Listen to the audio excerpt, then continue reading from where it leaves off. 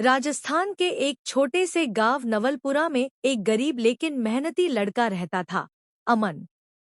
अमन का सपना था कि वह बड़ा होकर एक सरकारी अफसर बने ताकि अपने माता पिता की जिंदगी सुधार सके। उसके पिता रामलाल एक किसान थे जो हर साल सूखे, कर्ज और मौसम की मार से जूझते रहते। माँ लक्ष्मी देवी बीमार रहती, लेकिन फिर भी घर के काम और खेती में हाथ बंटाती। अमन बचपन से ही पढ़ाई में तेज था, लेकिन गांव में सिर्फ 5वीं तक स्कूल था। छठी से आगे पढ़ने के लिए उसे पास के शहर बहरोड जाना पड़ा।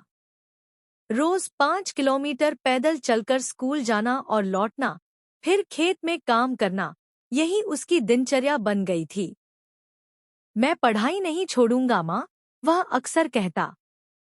बेटा, भगवान तुझे ताकत दे, माँ कहती और उसका माथा चूम लेती। 12वीं कक्षा के बाद अमन ने दिल्ली जाकर यूपीएससी की तैयारी का सपना देखा। लेकिन दिल्ली जाना आसान नहीं था। उसके पास न रहने का ठिकाना था, न पैसे। पिता ने 5 बीघा जमीन में से 1 बीघा बेच दी ताकि बेटे का सपना अधूरा न रह जाए। हमारे खेत तो फिर भी बच जाएंगे, लेकिन अगर तेरा सपना टूट गया तो सब बेकार है, रामलाल बोले। दिल्ली में अमन ने एक सस्ते हॉस्टल में कमरा लिया, जहां दिन में पानी 2 घंटे आता था और बिजली भी कम ही रहती थी।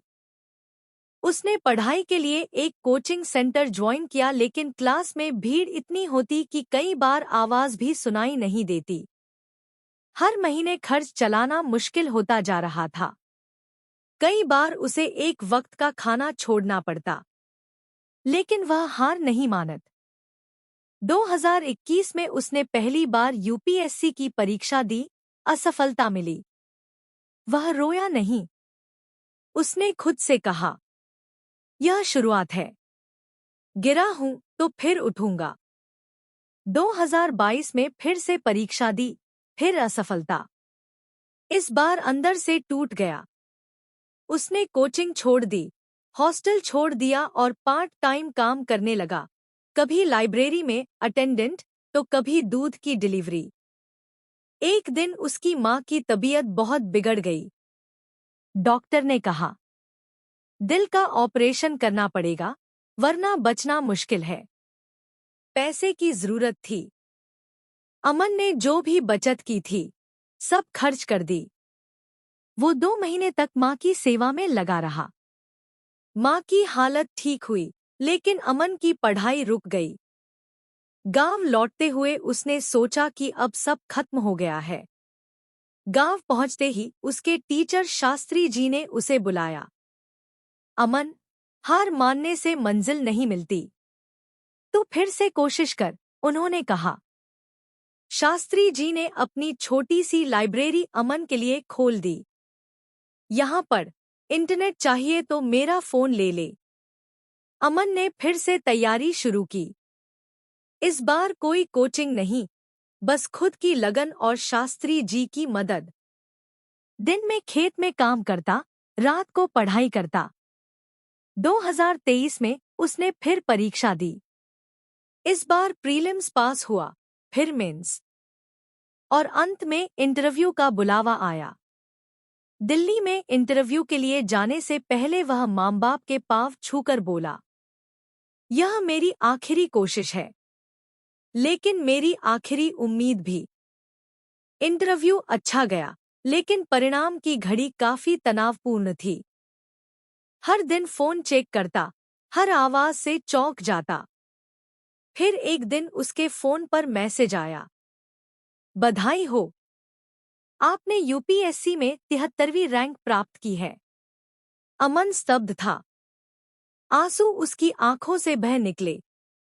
वह दौड़ते हुए माँ बाप के पास गया और बोला, माँ, सपना पूरा हो गया। गांव भर में मिठाई बांटी गई। शास्त्री जी ने उसका माथा चूमा और बोले, यह जीत तेरे संघर्ष की नहीं, तेरी उम्मीद की है। अमन को राजस्थान कैडर मिला। पहली पोस्टिंग एक आदिवासी क्षेत्र में हुई। वहां उसने स्कूल, अस्पताल और पानी की सुविधा में सुधार शुरू किया। गांव वालों ने कहा, साहब खुद भी संघर्ष से गुजरे हैं, इसलिए दर्द समझते हैं। हर साल वह नवलपुरा जाता, बच्चों को प्रेरित करता। उसने गांव में एक फ्री लाइब्रेरी और डिजिटल कोचिंग सेंटर बनवाया, जिसे शास्त्री जी के नाम पर रखा गया। एक दिन एक बच्चा उससे पूछ बैठा, सर, इतना सब करते हुए आपको डर नहीं लगा था? अमन मुस्कराया और बोला, डर तो था, लेकिन जब आखिरी उम्मीद साथ हो तो हार भी रास्ता छोड़ देती है।